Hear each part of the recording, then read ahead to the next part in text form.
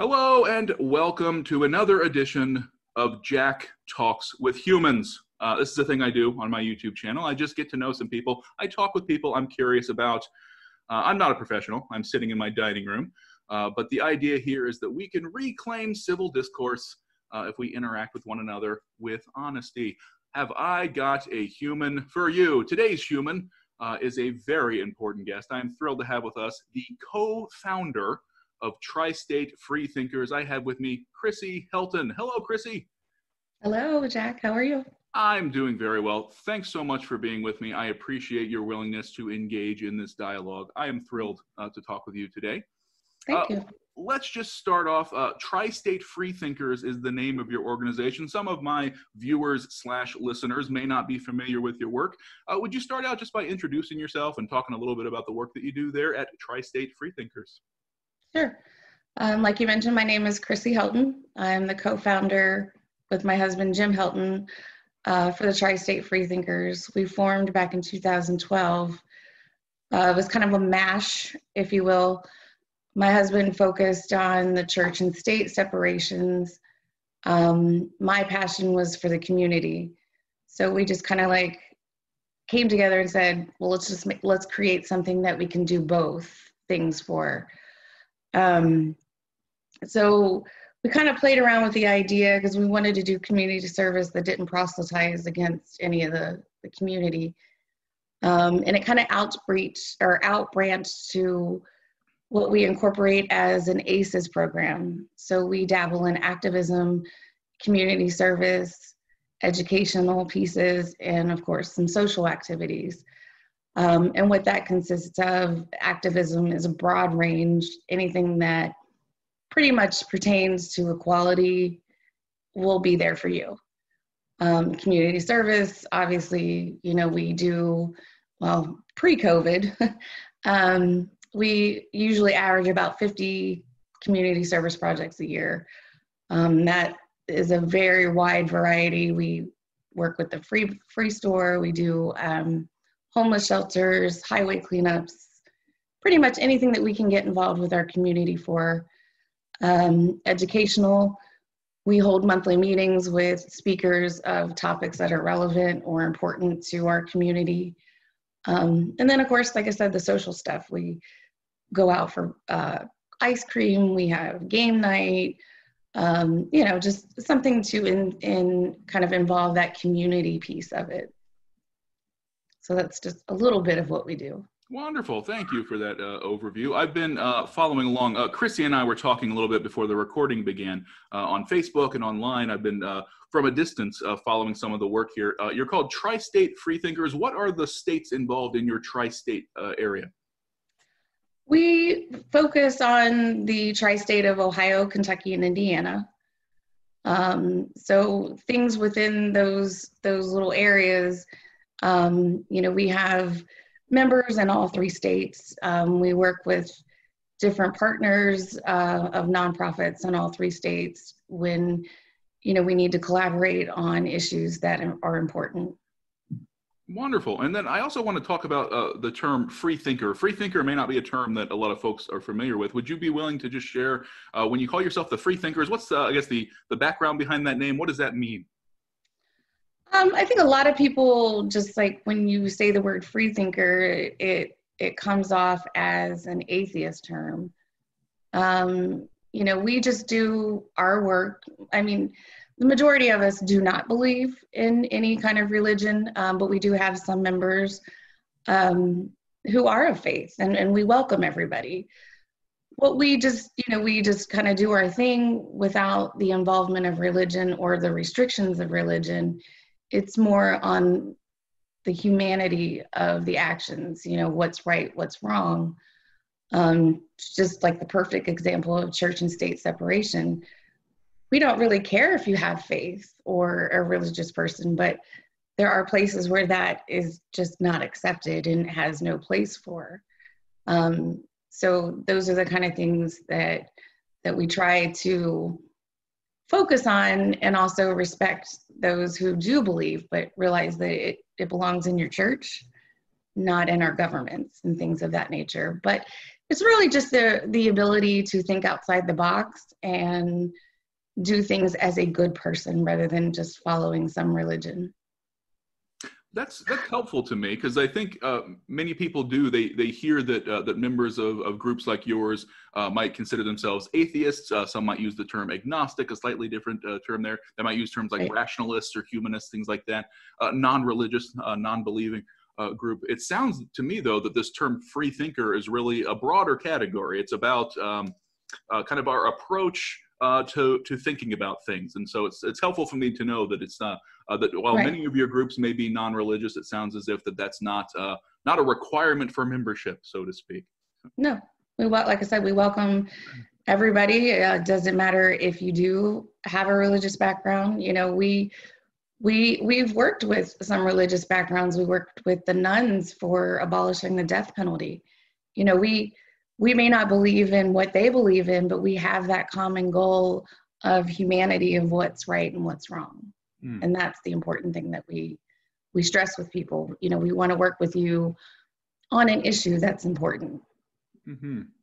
Yeah, I want to just with our time together today, of course, I was a little bit selfish. I just wanted to learn about Tri-State Freethinkers and hear what all you're up to, because I think it's fascinating. But part of also what I want to do is just talk a bit about our current context. Now, I want to clarify to anybody listening, of course, Tri-State Freethinkers is a 501c3 nonprofit organization, so I'm not in any way trying to compel Chrissy to talk about any particular political candidate or anything like that.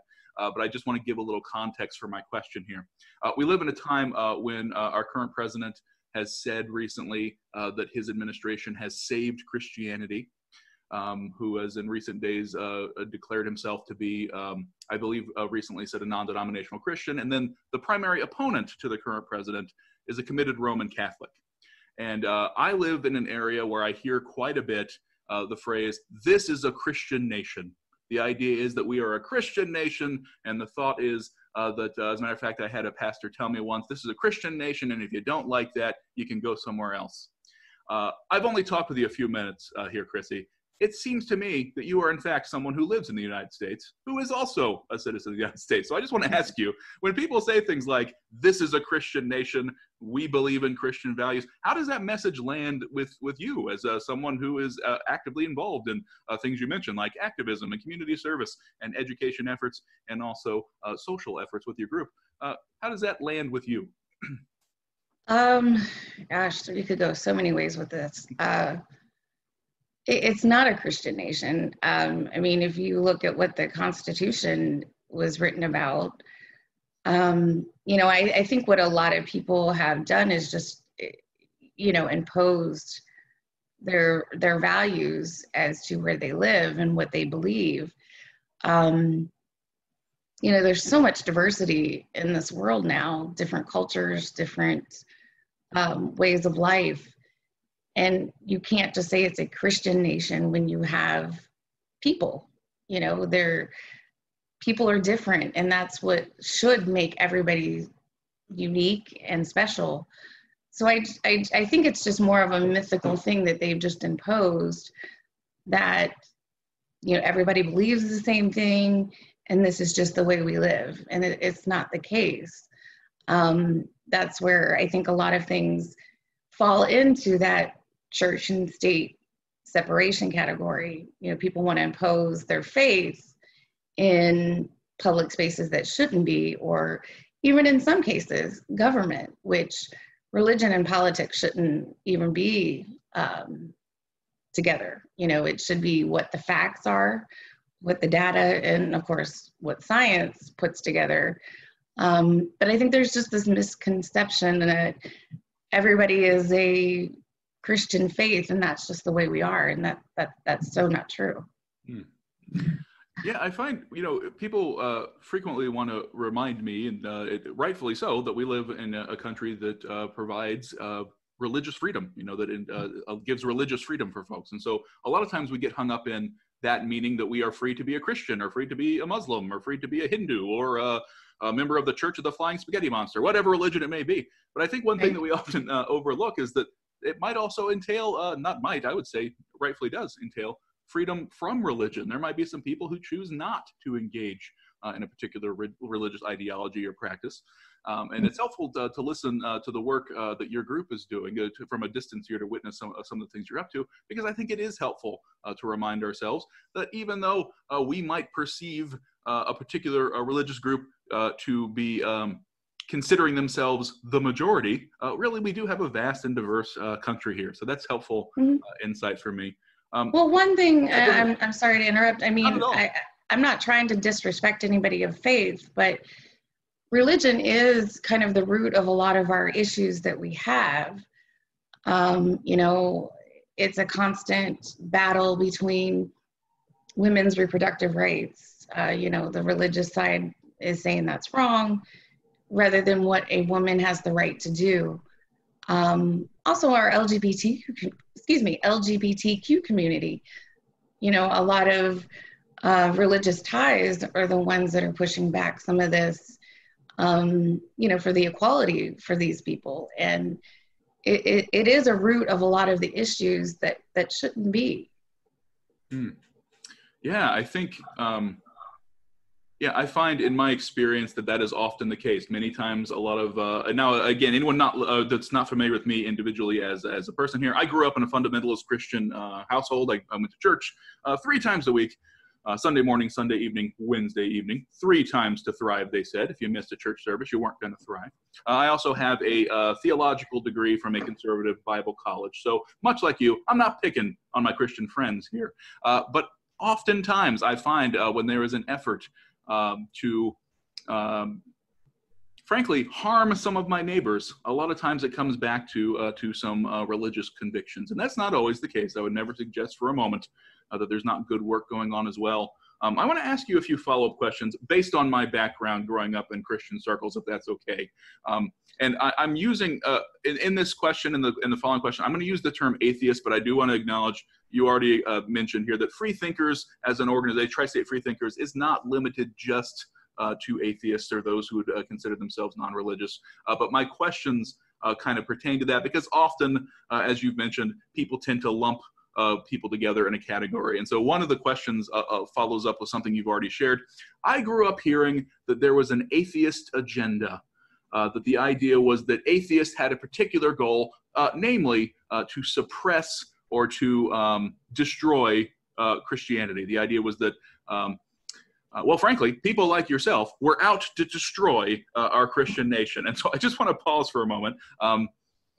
My question to you would be, even though, again, your group does entail more than just those who would categorize themselves as atheists, in your experience, in your opinion, is there a unified atheist agenda? Is there something that unifies atheists in terms of a particular mission or a goal? In your experience, is what I have described reflective of reality? I think that's a really good question. You know, I think in all aspects, there are some extreme atheists, there are some extreme Christians. So you're going to have that, I think, on both sides of the river, if you will.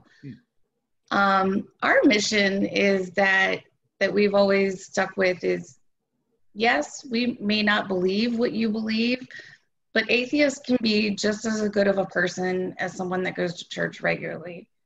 You know, we may not pray to somebody that we don't think exists, and that's, you know, that's our right, if you will. But we're not these evil people who eat babies and, you know, want to completely abolish, you know, a religion. That's not the case. I think a lot of what our mission is to have people understand basically human life. You know, going a little bit back to the religious conversation, or, you know, the Christians versus the nation, I've spoke to many people who are of a very strong faith, but off the record, they don't think it's right. So why would you continue when you know it's not right, or basically going against human life? Why do you think that this book or this religion that you believe in should supersede what your gut says and what you really know? So we just really want people to think, part of the Freethinkers, that the people are good even without God.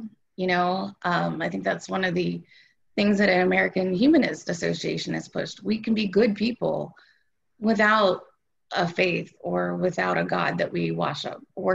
So that's a very big message that we try to promote, that we are good people just the same. We're not evil.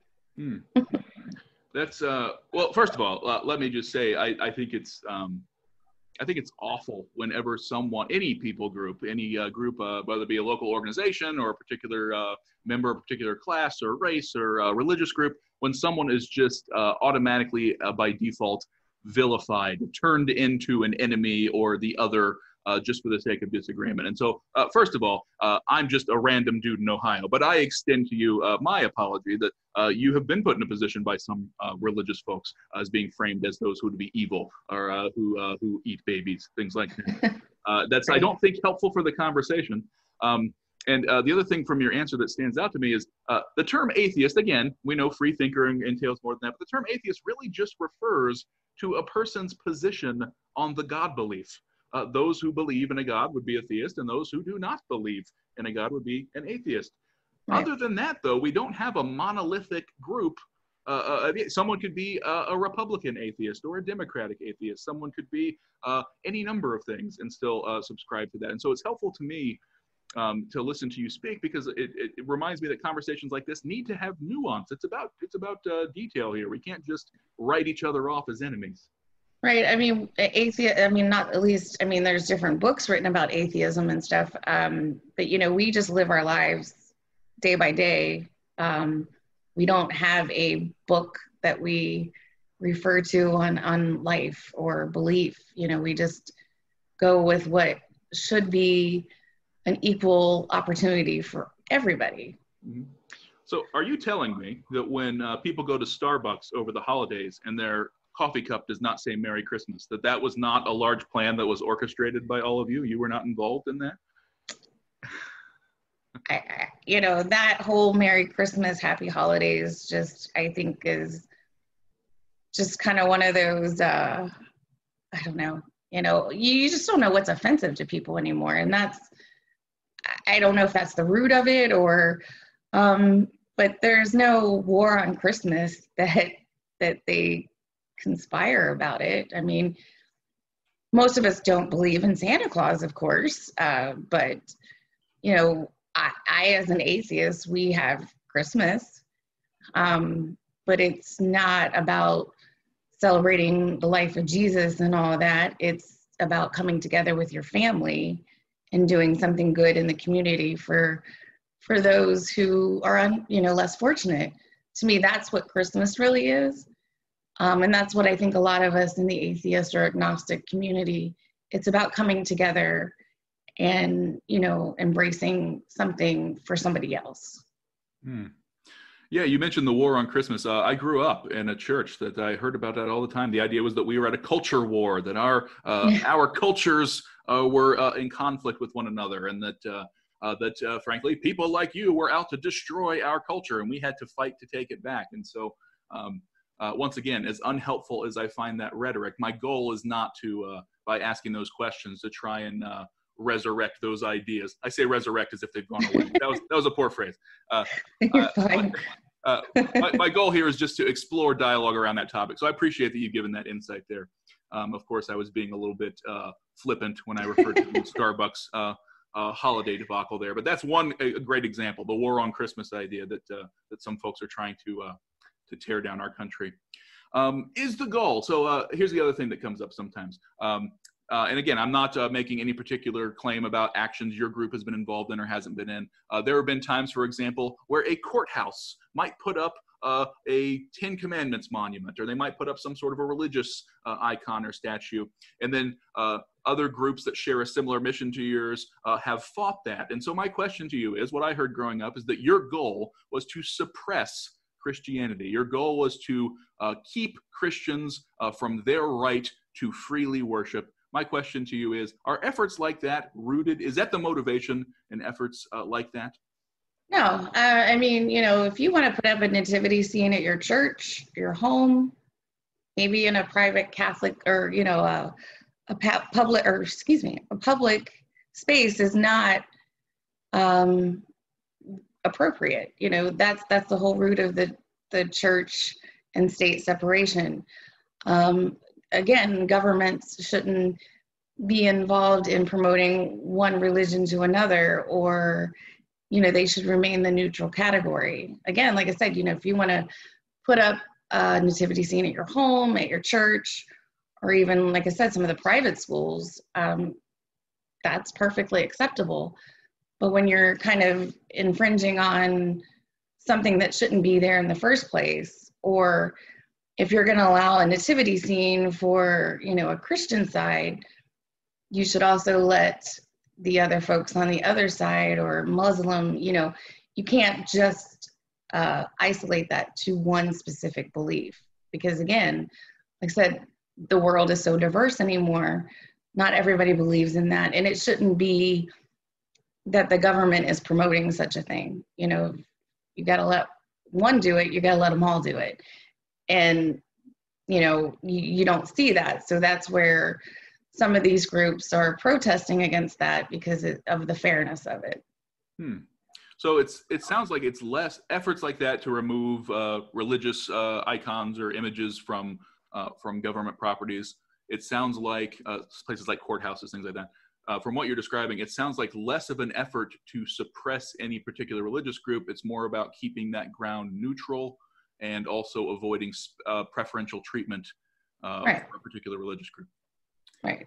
I mean, just like the religion, and you know, that some counties and schools are pushing for is to put religion in public schools. Well, people go to a public school for a reason. People go to a private school for a reason. So let's keep that separate. You know, there shouldn't be religious enforcement in a public school. Again, you have many diverse students. We've tackled cases on this before. It's just not a place where you want to push religion into a public school. I had a follow-up question about that. This is actually a good transition here.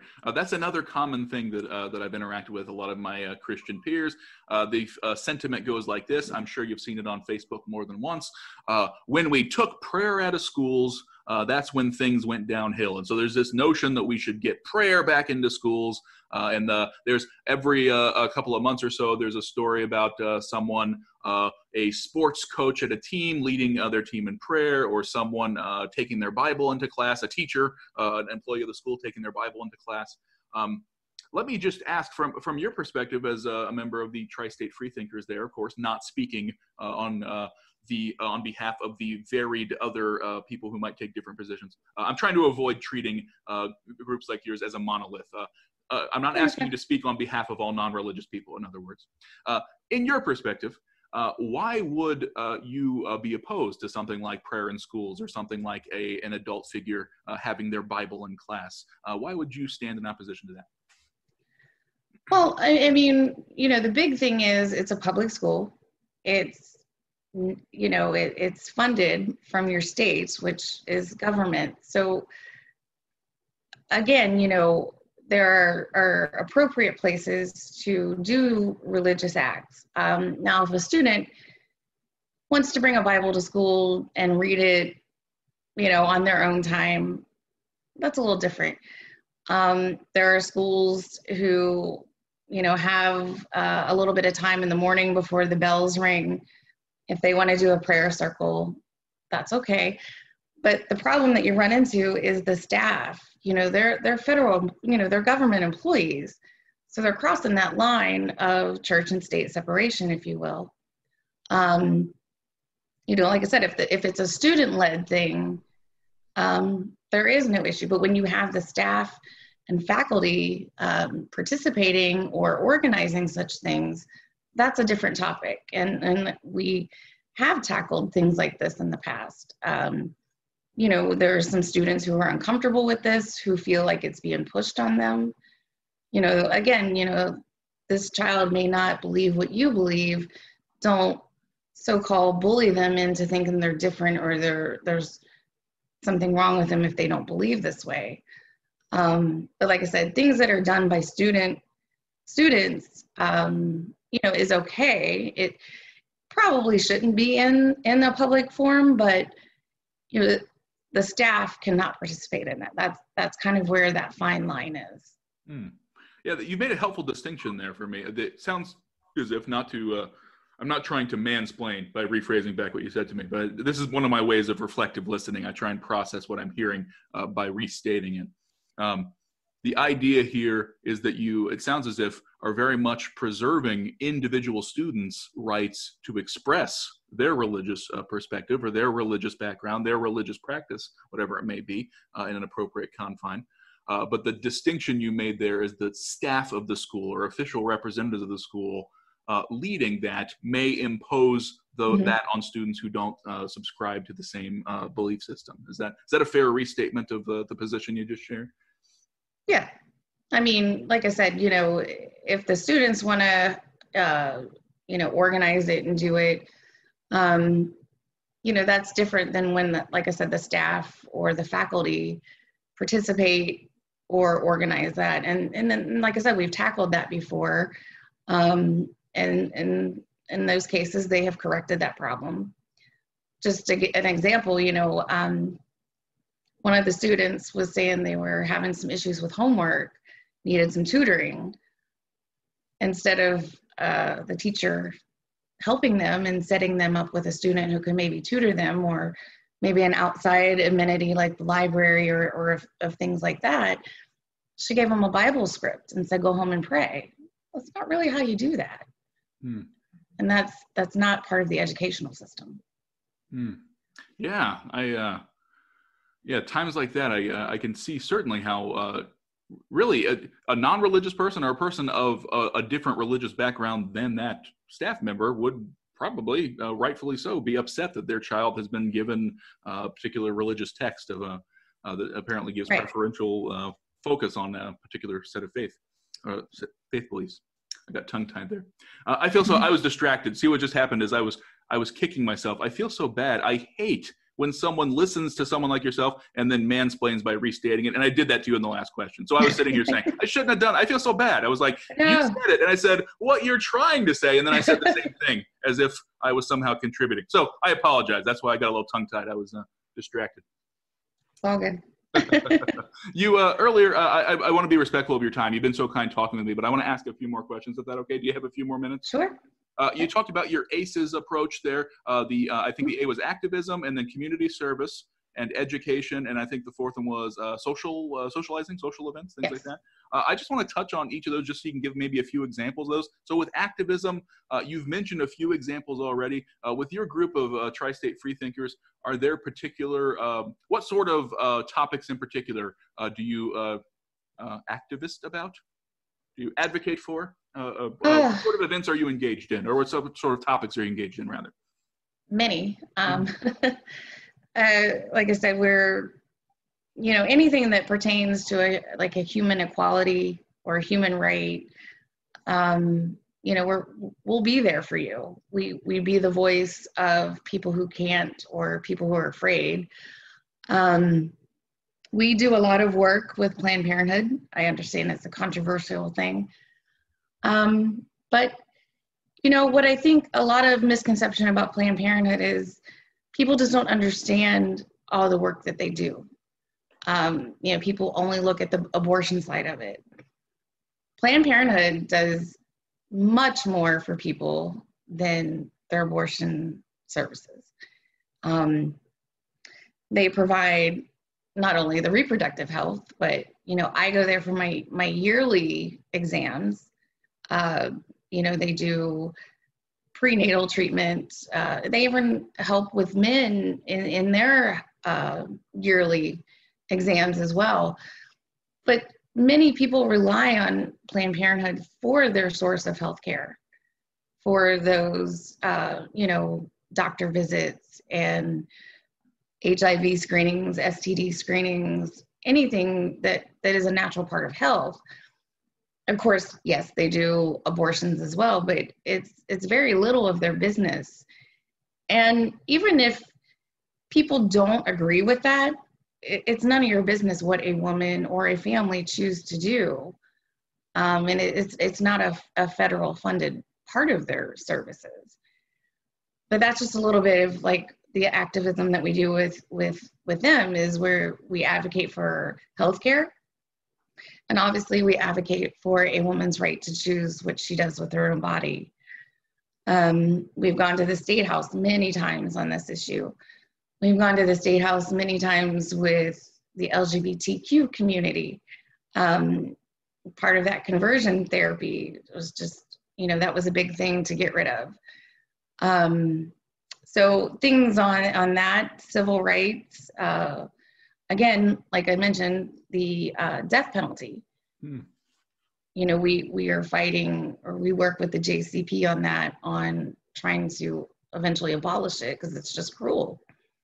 And I think there's a lot more that people need to educate themselves on that. We definitely don't have time to go into that today, but another big area that I personally advocate a lot for is the dying with dignity.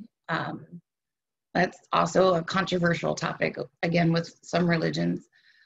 Ohio is they're working on trying to put that together, and hopefully it will migrate into Kentucky and surroundings. But, like I said, just basically anything that has a human life factor, or what should be considered an equal right for people. Because you need people like our organization, the Human Rights Campaign, all these fantastic organizations to be that voice to make that change so that people are treated equally. And it's amazing. Some people think, oh, you're just a silly protester. But, you got to keep coming back. You got to keep giving that voice. And we find over time that some of these politicians will actually listen and maybe change their mind. So we just keep coming back. That's a helpful thread that followed through all of your examples that you gave there. It does, again, at the risk of restating what you've already shared there, an emphasis on equality and on human rights. And so that seems to be, some might hear that and say some LGBTQ equality, and also healthcare and reproductive rights, and also death with dignity, the death penalty. That's a vast array of different topics, as you've described, very different and tangled topics. But the overriding thread there seems to be a focus on equality and on promoting human rights. That's very helpful for someone like myself, who grew up hearing that you were seeking to suppress rights.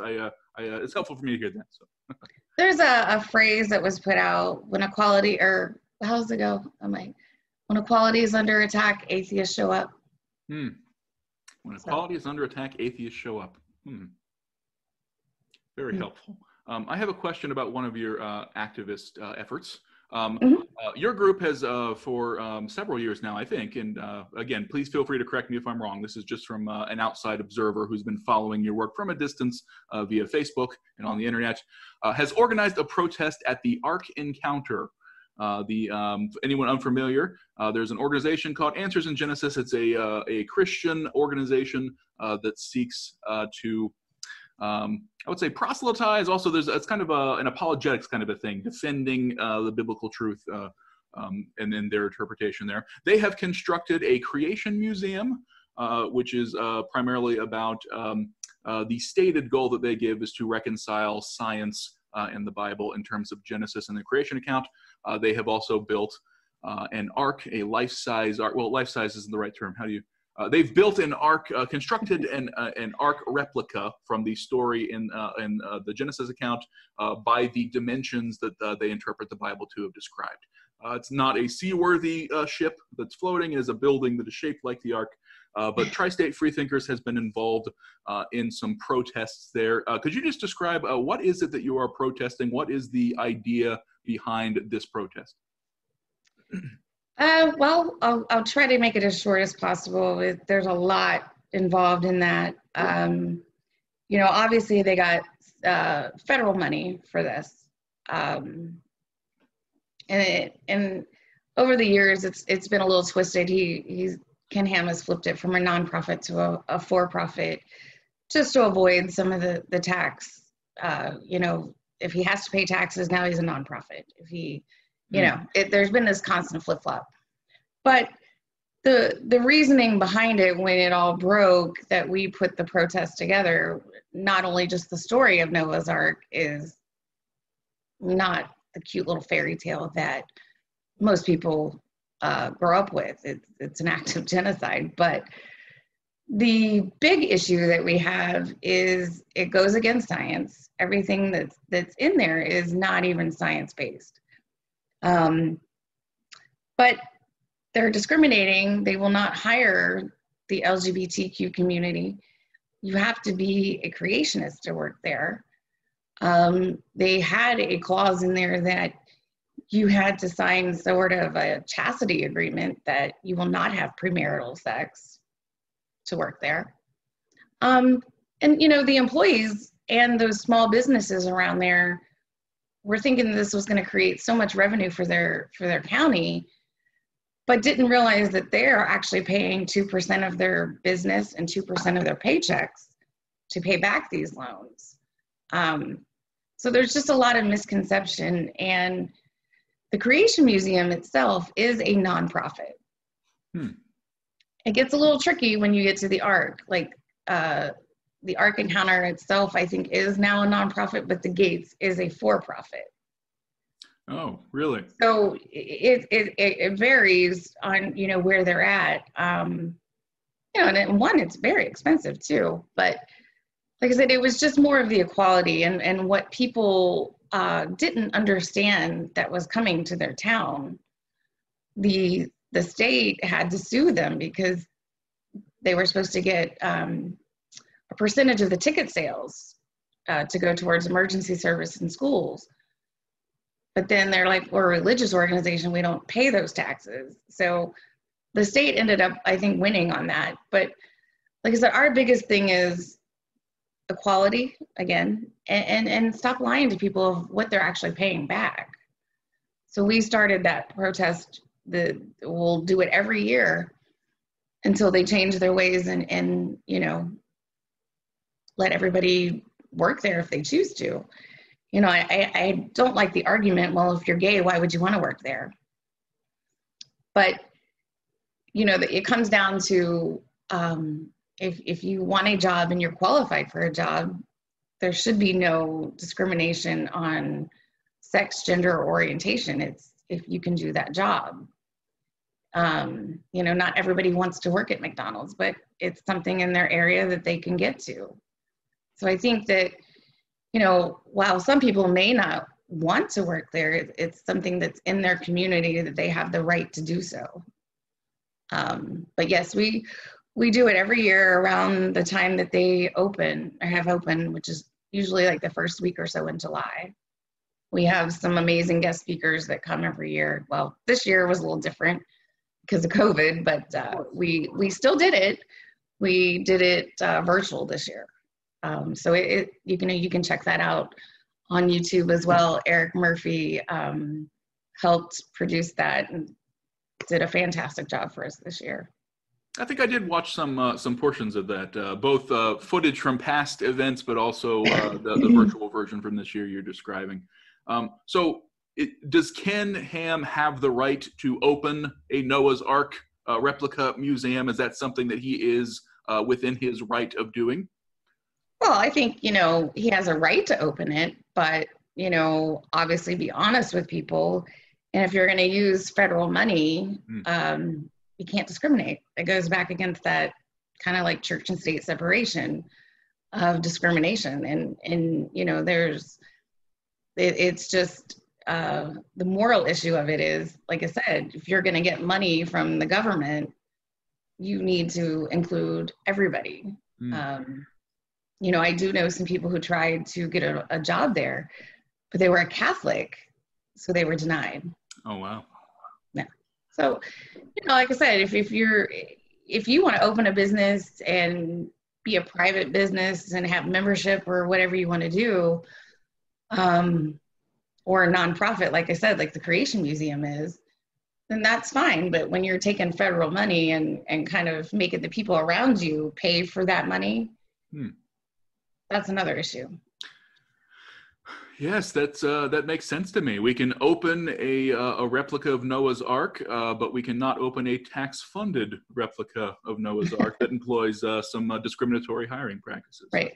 Thanks for sharing that. I do want to respect your time. I could just talk to you all day long, but we were talking about the activism piece. Let's just touch on the community service piece. What sort of acts of community service are you involved in? I know you mentioned you've done, I think you said about 50 projects a year. Was that right? Prior to COVID, of course, yes, we have done we usually average 50 to 55 projects per year. Like I said, we work, we do a lot of volunteer work with the Free Store Food Bank. Those, depending on the season, we're packing power pack lunches, fixing senior boxes, maybe participating in their holiday box run. There's various things that we do there. Thanksgiving, we serve the Families of Tender Mercies, which is a fantastic organization. They help our mentally challenged and physically handicapped folks. Christmas, we do dinners at both the men and women's shelter. We've adopted some highway spots, which maybe they were done on purpose in front of the Creation Museum. Tell everyone where the highway is located that you've adopted. I think this is fun. Where did you adopt a highway? We actually adopted both of them. There's one in front of the Creation Museum, and then we also adopted the highway in front of the Ark Encounter. Kind of makes Ken a little mad, but we're still doing a community service, and maybe it's poking a little fun at it, but we clean up the road. But we do a lot of charity drives for different shelters. We collect, right now we're collecting hand sanitizers and personal, travel size toothpaste, toothbrushes, things like that these folks can take with them. Like I said, we do a lot of homeless meals throughout different shelters, lots of drives. We've done some stuff with the schools, doing school supply runs, things of that nature. So pretty much, wherever we can help. We even did Habitat for Humanity for years. Like I said, just where our community needs us, and we've built really good relationships with these folks throughout the years since 2012, of doing these things. Well, thank you for all that community work that you do. It truly does make a difference, especially in times like these. We know many people are hurting in a variety of ways, and so I thank you for all that community service there in your neck of the woods. I smiled myself when I saw which highways you had adopted. That's kind of what a fun way to engage in some community service while also making a statement. I think that's fun. By the way, I feel a little bad. If anyone's watching this and you work at the Ark Encounter Creation Museum, I'll talk to you too. Feel free to let me know. I'll reach out later. But if you feel like I'm being unfair for picking on you, first of all, calm down. I'm in my dining room right now. I'm on YouTube. If you're watching this and you feel as if you have a perspective to share that differs from Christy, I'll talk to you too. We talked about your activism efforts. We talked about community service. Next is education. Again, there's probably a lot we could talk about, but could you just give maybe a few examples? When you're talking about education, what sort of topics might you educate the public on? Well, like I said, a lot of it depends on what is important to people. Like I said, once a month, the first Wednesday of each month, we have a guest speaker come in, or maybe multiple ones, depending on what's on the agenda. People want to learn about different things. So we've had many people on different religions come in, if you will, because the majority of us are, well, I didn't grow up with a religious background, but the majority of people grew up with different faiths and different beliefs before coming out of it. So we've had, Muslims, ex-Scientologists, ex-Christians, ex-Mormons come in and kind of really give you that insight to their beliefs and what was their breaking point of not believing in this or that this was wrong. We've had obviously folks from Planned Parenthood come in and talk about the attacks on women's care or health care. We've had people from the Human Rights Campaign come in. we just had, oh my gosh, I just lost my train of thought, but we just had some people come in and talk about real issues. We've had suicide prevention workers, we've had secular therapists come in, you know, people that are needed in our community for people to outreach to, people maybe that are scared to outreach to a therapist. Well, here's a secular therapist that's not going to judge you. This month, which next Wednesday, we have someone talking about fracking. That's kind of a topic right now. Is it, you know, where is it going? Sure. So we, like I said, we just kind of listen to our members and to the community, and, you know, listen to them and find, well, this is important to them. It's important to our people. So let's educate ourselves about it. Thanks for sharing that list, all those wonderful topics you're engaging in. The last of your ACEs model, I've co-opted your ACEs today as the shape of my conversation here, so hopefully that's all right. The last one was the S, which I believe was social interactions and things. What does that look like for y'all? With your organization, what does the social get-together look like? Is that where you all gather and sacrifice the babies? Is that where that happens? Yeah. Excuse me, that was funny.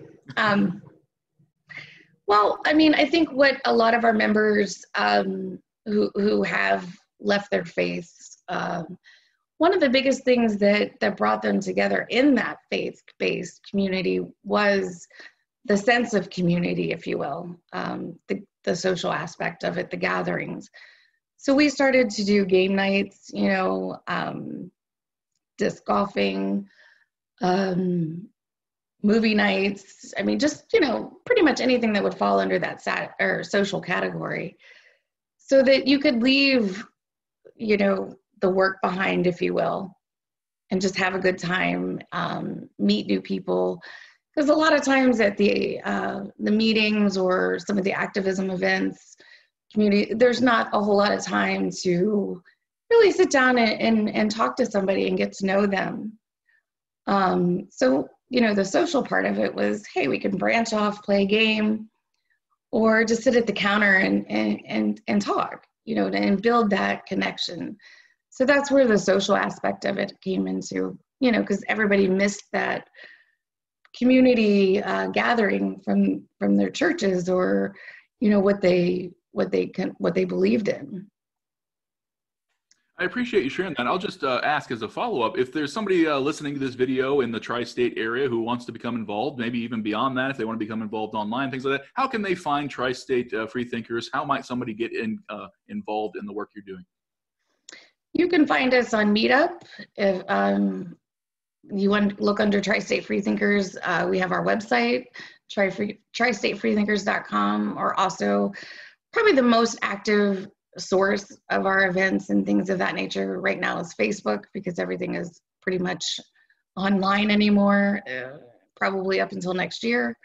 So, you know, we have been posting most of our events on Facebook, but if you go to our website, Tri-State, oh my goodness, I cannot talk today. TriStateFreethinkers.com, you know, you can look up our resources, send us a message, you know, ask any questions that you might have, and one of us will get back to you. Marvelous. Well, I so appreciate your time with us. I have one more question. It's kind of an informal question I'm going to ask of all my guests. Pineapple on pizza, yes or no? I'm going to say no. All right, I'll allow. I love pineapple, but I just don't like warm pineapple. That's just my personal opinion. Well, I will respect your freedom to have a pizza whatever way you like, but thanks for answering that. I appreciate your time. You've been very generous with your time already. I'll go ahead and begin to wrap up conclude our little interview here. You have tolerated my amateur production design and my amateur interviewing skills, but I so appreciate you talking with me. Do you have any kind of final word, any last thing you want to say? I know I'm putting you on the spot here, but any concluding remarks you want to share about your organization, Tri-State Freethinkers? No, and I thank you so much for reaching out to me. I really appreciate it. You know, I hope the message that your viewers walk away with is that we're not really that bad of people. We have a common goal of being good, just like anybody with a religious background has. We just choose to do that good work without a belief in a God. And just to reiterate, like I said, anybody is welcome into the Tri-State Freethinkers. Most of the work that we do is based on a common goal of equality or the community service project that we are doing, or just the educational. So, I mean, it's just a common goal of, you know, things that are in common, if you will. So I just hope that that message resonates with people, that we're not these evil folks. We're out there doing good in our community. You know, but we will, you know, act in on things that, you know, violates church and state separations, or, you know, when you attack equality, just because people are different doesn't mean that they don't deserve the same things that you and I get. Wonderful. What a lovely concluding remark for us to leave on. Once again, I so appreciate you being with me. Thanks so much. We have Chrissy Helton here, Tri-State Freethinkers. I so appreciate your time today. I will let you go since I've kept you so long already. But I totally appreciate it. Thank you. All you viewers out there, if you are the liking and subscribing type, I'm told as a YouTuber you're supposed to say that, but hey, do whatever you want. It's on you. But if you keep an eye on this channel, I have some other guests lined up to talk with in the coming days. So we'll look forward to that. Big thanks again to Tri-State Freethinkers. Thanks again, Chrissy. Everybody out there, wear your masks, wash your hands, and stay safe. I'll see you next time.